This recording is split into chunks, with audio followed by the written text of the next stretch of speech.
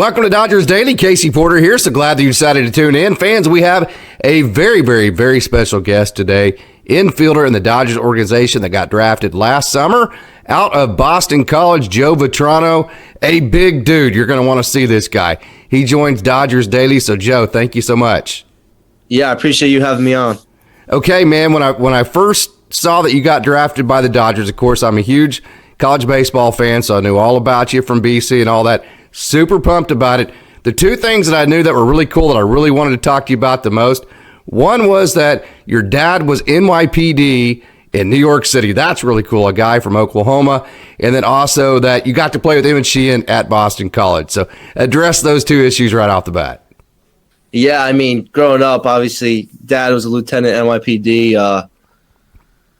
At times a little scary, but definitely felt safe and secure in the house, and obviously had to follow the rules and everything, but I think it's made me a better person for sure. And yeah, Emmett Sheehan, man, one of my best friends. And, you know, when I got drafted, he FaceTimed me, and, you know, he's always someone I can call when I need help or advice. And he's been great to me. He's been like a big brother for me for sure. So yeah, super grateful to be in the organization with Emmett. So Shrub Oak, where you're from, about 45 miles, probably an hour and a half with traffic from New York City. Would that be right? Yep. Yes, sir. Wow. So your dad made that commute every time he went into work, huh? Yeah. And what's even more crazy, he never missed a baseball game, man. He's at every one of them. He was working overtime, sleeping on the couch, and yeah, super grateful for him for sure. So I got to ask, had you being a New York guy, had you guys ever been out to California or out west or spent any time out there? Did you have any idea what you were getting into? Honestly, I was there for probably a week for like the area code games. But no, I've never stayed out there longer than a week. But I love it, man. It's beautiful weather, good people. So I'm fired up for it for sure. It's awesome. You probably learned real fast that baseball in warm weather is a lot better than baseball in cold weather, right? Yeah, I totally agree with that. I don't have a lot of warm weather over here, but yeah, in Arizona and California, it's nice to play ball for sure. All right, man, let's take you back to your days there at Lakeland High, Shrub Oak, New York, and you're a Gatorade Player of the Year 2019. You were an unbelievable two-way pitcher. Also, I always like to mention this.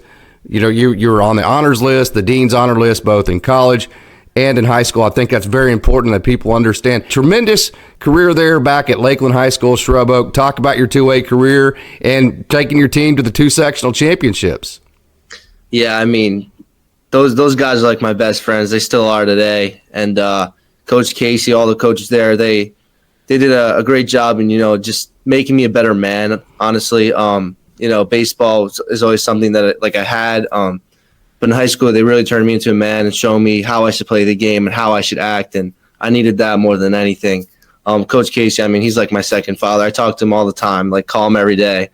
He's a great guy and super grateful. And luckily, things fell our way and we were able to win 2 section championships. Think we could have got 3, but I wasn't able to play senior year because of COVID. So I'll say 3-peat, but unofficially.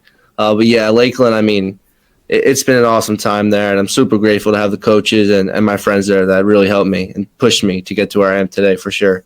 You know, the Dodgers have 2 guys that went to Hofstra there in New York City, in Austin Gothier, and then John Rooney, and then Dylan Nishotka also went there. He's a pitching coach. He was actually the hitting coach there at, I'm sure you guys exchanged some stories of Hofstra there in the New York area. And then St. John's, Jeff Belge, I don't know if you know him or not, but he is with the Dodgers for a while. He went to St. John's, so there's great college baseball in the New York City area. What drew you to Boston? Honestly, the distance from home, really. I wanted to be at a place that, you know, my family can come and, you know, drive up and get dinner with me or, you know, watch a weekend series in the cold weather.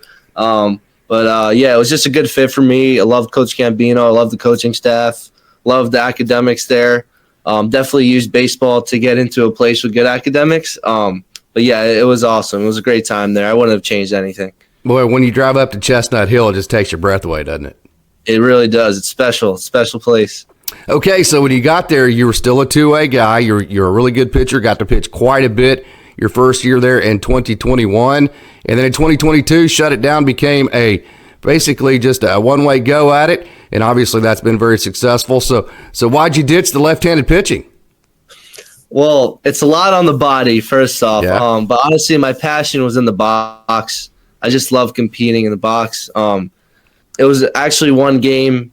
I hit a home run, and then Coach Gambino was like, "Hey, go to the pen. You're going to come in." I was like, "All right." Went in. University of South Florida. That's where we were. Get in the game. 3 home runs in 1 inning. Just absolutely shelling me. And I was like, I went in the dugout, and I was like, yeah, I'm done, Coach. And he was like, all right. And then next week we talked about me possibly pitching in like a midweek, and then it never happened. And that's when I knew it was done. And I was just focusing in the box, and I'm really happy about it. That's what I want to do. And, luckily Coach Gambino, someone, he's very honest. You could really talk to him. He's an open guy. So luckily I had him there to kind of help me through it and guide me, into just being a full-time first baseman. So I'm grateful, but I'm lucky it's done. Going back to Coach Casey in high school, you talk about Coach Gambino there at BC. You sound like a guy that likes to get really close to having relationships with your teammates and your coaches. That seems like that's something very important to you. And, hey, that's something that the Dodgers love doing. So I would imagine you took right to the Dodgers culture. Yeah, I mean, that's kind of the way I play. I like to know people. I love to know my teammates. I love to know the coaches. I think it helps winning. It builds a good culture, and it helps the team succeed. And, I'm very into, knowing my teammates' backgrounds, knowing the coaches' backgrounds, and, just getting to know people and making friendships. That's what I'm about, and I love playing that way. So I'm going to continue to do it. I just love it. Yeah. Hey, what is the baseball like in the New York City area? Just the New York area where you grew up. Is it pretty good around there? Pretty good. Yeah, pretty good. I'd say, a little disadvantage because of the weather. You're in cages a lot, turf facilities all the time, but you got to get the work in. You got to get it done. Some good players come out of here, and you just got to put the work in and stay consistent. Yeah, it sucks no doubt. Cages and stuff, but you just got to do it. No doubt. Okay, so Boston College, you get drafted 5th round, the Dodgers. Yeah, growing up in New York, I doubt you grew up a Dodgers fan. I think we could probably honestly say that. So whenever you heard the name Dodgers and all of that, 5th round, what were your emotions? Where were you at? How'd all that go for you? It was unbelievable. When I knew like probably 30 seconds before the pick, and I had like probably 50 people here, friends, family, all with me. It was awesome. Dodgers, so historic and just such a great organization. I could not be happier. And it was a loaded draft class too. So like, I didn't know what was going to happen because, guys from senior year of high school, this is kind of like the draft and it's all combined. So I was like, I don't know where I'm going to go, but hopefully it's a good spot. It's a good fit for me. And I was set on going pro. I didn't want to stay another year. This has always been a dream of mine to play professional baseball, and never had a plan B. So this is always plan A, and I'm just super grateful. It worked out good. I'm in a great organization. No doubt about that. So you get drafted. You eventually made it out to Rancho, but take us through your time after you got drafted between that and when you got to Rancho. What types of things did they have you doing? Yeah, so I was out there, and it was like a draft camp, they called it, like a mini draft camp. I was there for a week, about maybe like 2 days after a week. But I was there, and they kind of introduced us to the organization, teaching us about the retired numbers, all the Dodger history, the great Dodger history. Working out, we're on the field, we're lifting, introducing us to like the strength guys and nutrition and all that. So it was awesome. They really introduced us well, and it was so organized, and they kind of gave us a good base as soon as we got there, which is great, because they gave us a little like introduction to everything, every little piece, which is good because, it makes you feel a little bit more comfortable. So they did a great job with that, and it was just awesome to meet all the guys in the draft class, and everyone is so nice, great kids, and just super pumped. Really cool that it seems like you're the type of guy that's been taught the perspective to take things in as they happen. So many times we get goal-oriented, and we don't even look back and enjoy the process because we just want to get to our goal as fast as we can. But it really seems like you took in the draft, you took in college, you took in your high school experience, you took in getting to be at the Rancho, and you're just kind of taking it in one step at a time, haven't you? Yeah, this game, everything goes by so quick, and I've always had the goal of getting drafted, the goal of playing my first professional game, my first professional hit, and I definitely I'm taking pictures of the ball, my first hit. Obviously had the videos of the drafts and everything, so I'm trying to cherish them, but at the same time it's hard. Sometimes it doesn't sink in. Like when I got drafted, I don't even know if it's still sunk in, honestly. I'm just like, I look at the video, I'm like, wow, like that happened. But it's awesome. I try and take it in because, you work so hard. You got to be grateful a little bit and try and let it all sink in. I promise you it sunk into mom and dad whenever you went all the way across to California, and Right. Joe's all the way, 2,000 miles away, right? How'd they deal with that? Yeah, Mama Vetrano was a little upset, but she flew out to Stockton to watch a week series, and she couldn't be happier. And just watching me play, it's truly special, and I'm so grateful that they're able to watch me play professional baseball. All right, man. You're known for your massive exit velos. We'll get into some kind of fun stuff with that here in a minute. But the massive exit velos, where did all that come from? I mean, you hit the ball as hard as anybody in professional baseball. Honestly, I don't know. I mean, since a young age, my dad would have this where I'm at was unfinished basement. So I've always had the net and a tee, and I would just hit, before dinner, after dinner, before school, after school, and I would just hit in the basement and just all day. That's when I wasn't hanging out with my friends, I was just hitting. So honestly, I think it came from that. Just the bat speed, always constantly hitting. So yeah, luckily I have some good exit velos. I'm able to hit the ball hard. So yeah, it's been fun. Hopefully I continue to hit it hard. You mentioned some of your structure that you had hitting in the nets and taking advantage of every second you had to get better at baseball. So I'm sure you've translated that to your off season. Tell us about your routine, where you're at, and what you're doing. Yeah, I'm lifting 4 times a week, hitting and doing defense almost like every day. So just trying to stay ready. I'm not sure when I'm reporting yet, but going to be ready to go and just super excited, to get out there in the warm weather and get on fields and stuff. So it'll be fun, and just trying to be ready when they call me. Do you have a group of professionals where you're at right now where you can work out with, or is it just kind of whoever you can find? There's actually a kid who was drafted in I think it was the second round, Sammy Stafura with the Reds. He's a good player, so he's around my area too. I haven't met up with him yet, but I'm sure I'm going to be hitting with him soon for sure. He's a great kid, and yeah, but just him basically that that I'm going to hit with probably. You had a short season, so it's not a huge sample, but I'm sure you found out a lot of the things that you probably realized, hey, I'm pretty good at this. Some of the things you realized, well, I probably need to get better at that. So take us through some of those things. What are the things that you think that you're surprised that, hey, I am good enough at this at right now? What are some of the things that hit you the most that you need to work on the most? I'd say the power. Obviously, you get to the next level, you're like, oh, I hope my power number is still there. And I saw a flash of that. I flew out to the warning track. I couldn't even tell you. Me and Dylan were laughing like, what is going on? Every time just to the warning track. But I felt good about that. Like I was in a good spot. And something I want to improve on is my strikeouts. I take pride in being a power guy that doesn't strike out too much. I know I'm going to have my strikeouts and my streaks, but I want to be that guy that's going to, hit a long ball, but he's also, going to slap a single if he needs to, So I take pride in, not being that typical power guy who strikes out 100 times. That's not something I want to do. So yeah, just taking pride in not striking out a lot and just cutting them down. So I'm just continuing to work on that. You went into the draft or went into the Rancho. You were drafted with Jake Geloff and Kenny and all those guys. And I mean, it was a great draft class. It's super exciting. One of the really cool things is without necessarily the rookie ball, now they did away with Ogden a couple of years ago, that you guys actually get to an affiliate in your short season. That's a really cool thing and injects some energy. So what was it like getting to play with Jake and Kenny and Jordan and Sam and all these guys that got drafted in your draft class? Oh, it was awesome. Everyone is just such a great person. And, we're all pretty much similar in the fact that, we like to win. So we were doing anything we could to, just win and, try and just keep pushing to that championship. And it was truly unbelievable. I mean, I roomed with Jordan.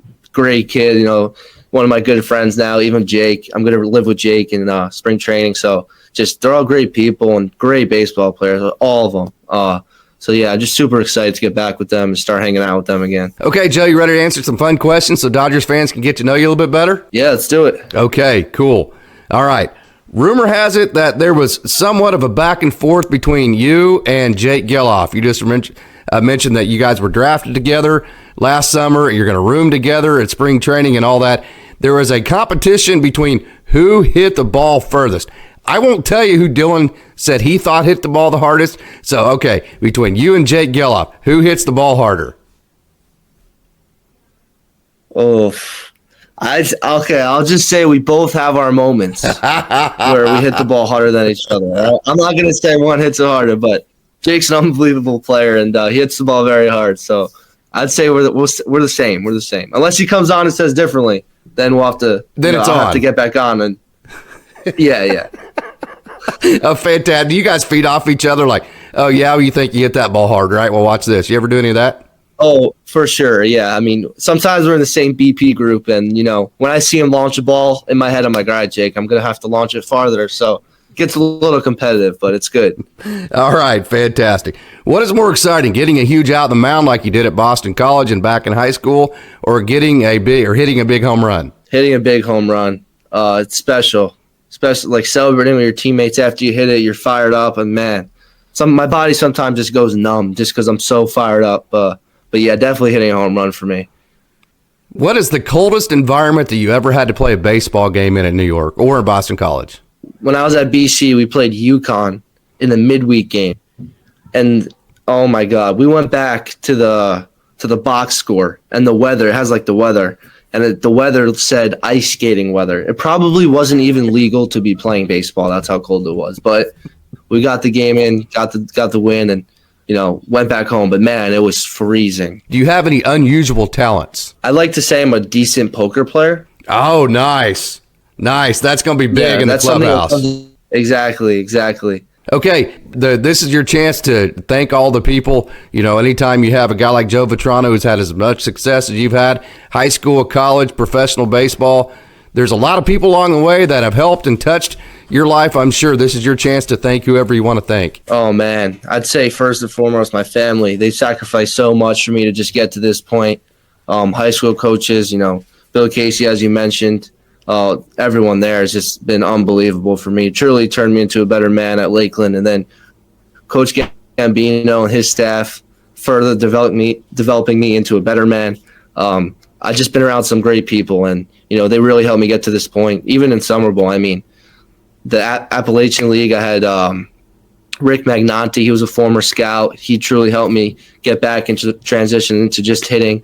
There's just so many people that have been in my corner and have helped me and pushed me to been here. Dan Gray, hitting coach. There's so many people, and I'm just truly so lucky to be in this spot. And it's all because of them. I didn't do it on my own, so truly special and just grateful.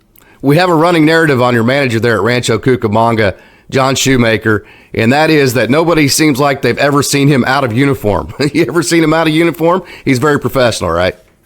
Very professional. Maybe one time on the bus, like where I really looked at him, I was like, oh, wow, Shu's out of uniform. But Shu, he's unbelievable, man. He's such a great guy and truly helps you transition into professional baseball better. He truly does. I've had a lot of conversation with him, and, he's unbelievable, and I'm super grateful he's there too.